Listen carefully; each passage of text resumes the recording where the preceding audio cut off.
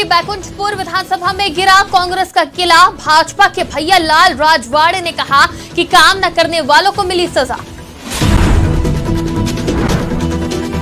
रायपुर में कांग्रेस प्रदेश प्रवक्ता ने भाजपा पर जमकर साधा निशाना। कहा बीजेपी की सरकार बनने के बाद भी अब तक सीएम का फेस क्लियर नहीं। अंबिकापुर में पिकनिक से लौट रही स्कूल बस हादसे का शिकार। मैनपाट कालीघाट के पास खाई में गिरी बच्चों से भरी बस। बिलासपुर में नशे के खिलाफ ऑपरेशन निजात। पुलिस ने नशीली दवा बेचने वाले शातिर अभियुक्त को किया गिरफ्तार। रायपुर में महापौर एजाज ढेबर से इस्तीफे की मांग। रायपुर नगर निगम नेता प्रतिपक्ष मीनल चौबे ने कहा कि जगह जगह अवैध चौपाटी बनाया।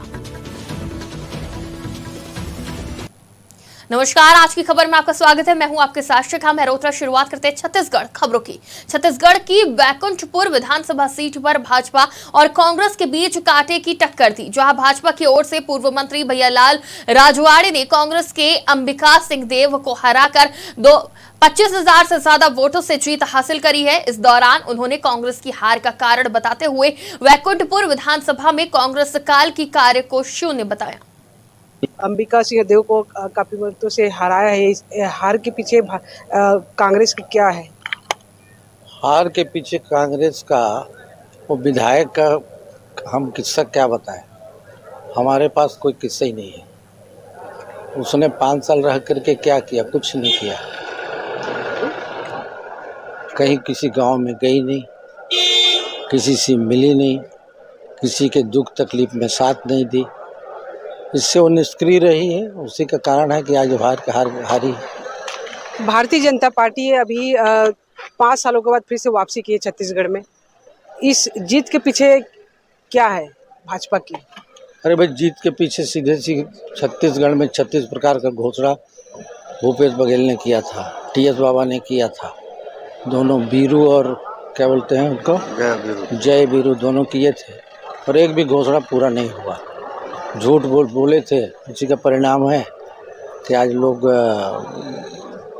मतदाता जो है साइलेंट मूड में था और कांग्रेस को हटा करके और बीजेपी को वोट किया। घोषणा पत्र की बात कहें तो आप 15 साल में छत्तीसगढ़ में भाजपा की सरकार थी, आप लोग की सरकार थी। आप लोगों ने घोषणा पत्र जारी किया था, लेकिन उसमें से कुछ वादे पूरे नहीं किए।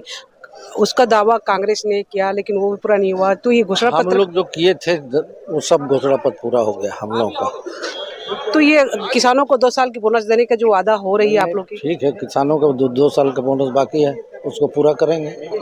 कल विधायक दल की बैठक होने वाली है, क्या रणनीति होगी? विधायक दल अभी तैयार कहाँ हो रहा है, जब होगा तो देखा जाएगा क्या होगा। सीएम के फेस कौन है? सीएम का फेस हमारे यहाँ कोई नहीं रहता। हमारे यहाँ सीएम का फेस के लिए पूरे हमारा विधायक दल की बैठक होगा, पर्यवेक्षक आएंगे, मैन टू मैन बात करेंगे और इसके बाद जो भी तय करना होगा उसको यहाँ से दिल्ली जाएगा, उनका नाम मोहर लगेगा। इसके बाद वो सीएम का। सरकार बनने के बाद प्रथम प्राथमिकता क्या होगी आप लोगों की? प्रथम प्राथमिकता बनने के बाद अब जनता के बीच हम जाएंगे, जनता से पूछेंगे क्या यहाँ कमी है, क्या ज़रूरत है, क्या काम करना है, नहीं करना है, पूछ के फिर करेंगे। पिछले समय आप मंत्रिमंडल में थे, पूर्व मंत्री हैं, इस बार भी आप देखते हैं अपने आप को? मैं देखता नहीं हूँ। ये पार्टी का शीर्ष नेतृत्व का है काम। अगर उन्हें कोई जिम्मेदारी देगा तो उसको जिम्मेदारी से हम निभाएंगे। तो ये थे बैकुंठपुर के भाजपा प्रत्याशी और पूर्व मंत्री भैयालाल राजवाड़े। इन्होंने साफ तौर से कहा है कि अगर भाजपा केंद्रीय नेतृत्व इनको जिम्मेदारी देती थी वो जिम्मेदारी निभाएंगे।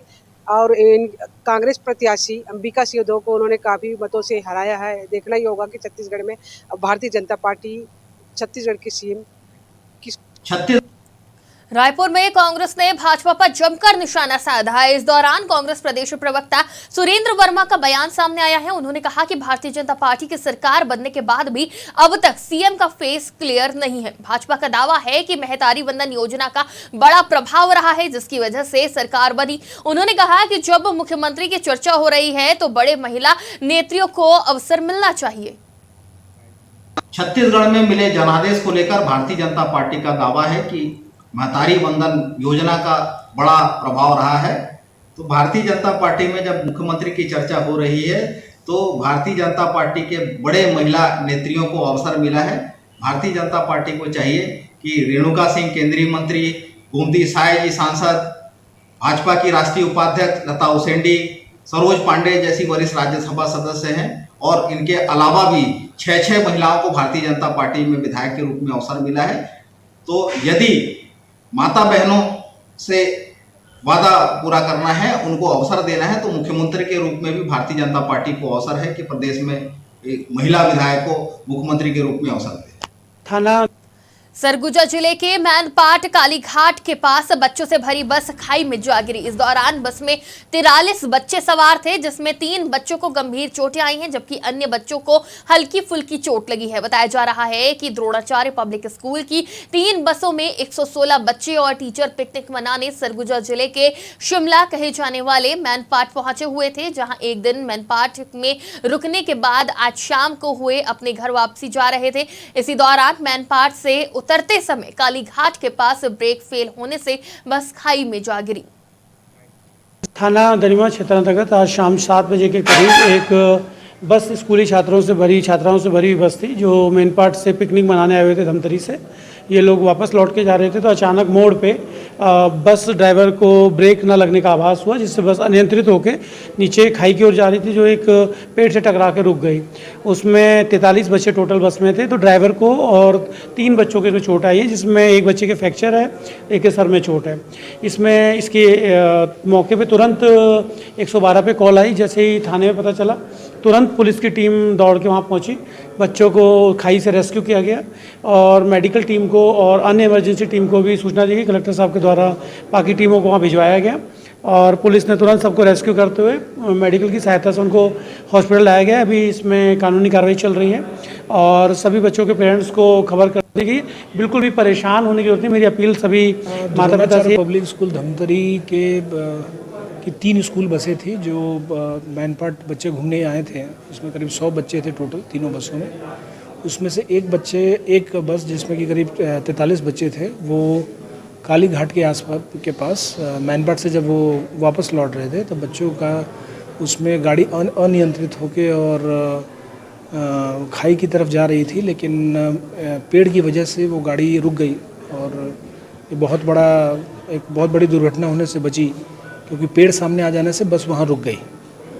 और ड्राइवर को जो है चोटें आई हैं, उनको फ्रैक्चर हुआ है। एक बच्ची को फ्रैक्चर हुआ है, उसको अभी मैं और एसपी साहब आए थे उनको देखने के लिए।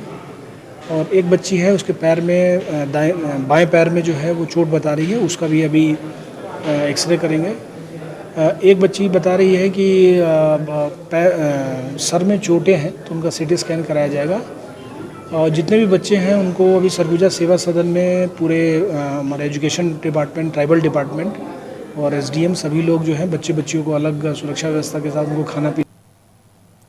नशे के कारोबार में अंकुश लगाने के लिए बिलासपुर पुलिस तत्परता से काम कर रही है। अभियान निजात के तहत सरकुंडा पुलिस को मुखबिर से सूचना मिली कि बिलासपुर के छठ घाट पर एक व्यक्ति नशीली दवा को बेचने के लिए ग्राहक की तलाश कर रहा है, जिस पर कार्रवाई करते हुए पुलिस ने आरोपी को हिरासत में लेकर पूछताछ की। वहीं तलाशी के दौरान अवैध नशीली टैबलेट बरामद की गई। बता दें कि आरोपी को हिरासत में लेकर न्यायालय की प्रक्रिया शुरू कर दी गई है।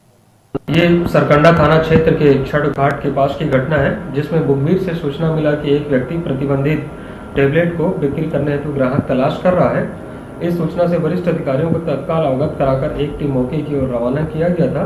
टीम के द्वारा घेराबंदी करके एक व्यक्ति को पकड़ा गया। नाम पता पूछने पर इसने अपना नाम इंद्रजीत महतो, पिता श्री रामचंद्र महतो, लाल खदान तोरवा क्षेत्र का रहना बताया। इसके पास रखे प्लास्टिक बोरी को चेक करने पर बोरी से करीबन 1728 नग ट्रामाडोल टैबलेट मिला। पूछताछ करने पर इसके पास कोई भी दस्तावेज नहीं।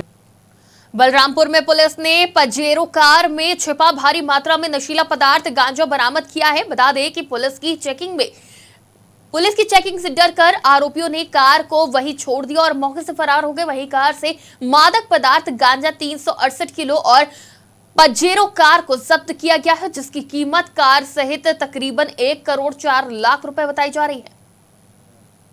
इसमें चुनाव के पूर्व से थाना चौकी में लगातार नाकेबंदी करके कार्रवाई की जा रही, चेकिंग की कार्रवाई।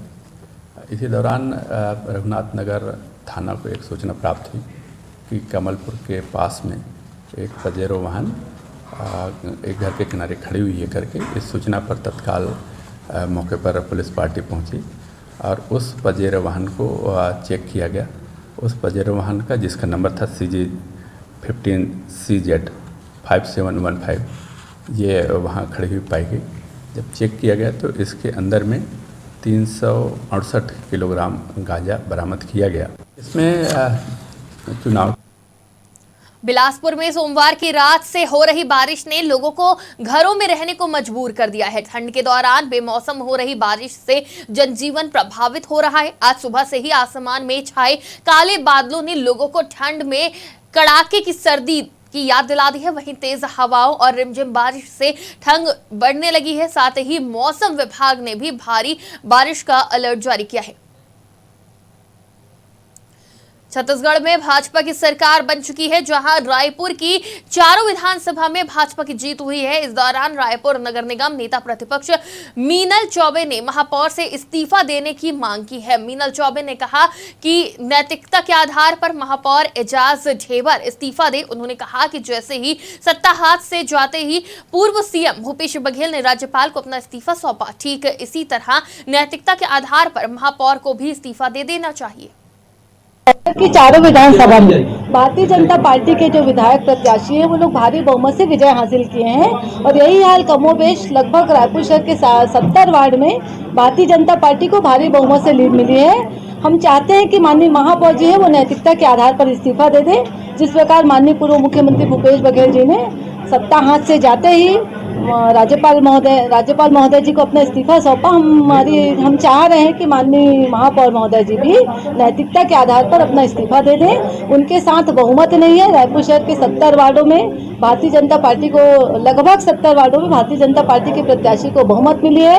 इसलिए किस अधिकार से और किस हक से माननीय महापौर जी महापौर की कुर्सी में बैठे हैं, अब इसको हम बेशर्मी तो नहीं कह सकते, पर एक प्रकार से ढिठाई है। उनको नैतिकता के आधार पर इस्तीफा दे देना चाहिए और हम यही मांग करने के लिए आज बैठे। हम आप लोगों के माध्यम से माननीय महापौर महोदय जी से आग्रह करते हैं कि वो महापौर पद की गद्दी छोड़ दें, क्योंकि रायपुर शहर का जो हाल है उनके कार्यकाल में वो बहुत ही बद से भी बदतर रहा है। पूरे सड़क में गड्ढों का भरमार रहा है, अवैध कब्जे की भरमार रही है, लोगों को पेयजल उपलब्ध नहीं हो पाया है। भारतीय जनता पार्टी के जनप्रतिनिधि के साथ साथ जो कांग्रेस के जो सत्ता पक्षी जनप्रतिनिधि हैं वो भी महापौर की कार्यप्रणाली से रुष्ट हैं। ऐसा हमको बार बार प्रिंट मीडिया के माध्यम से और इलेक्ट्रॉनिक।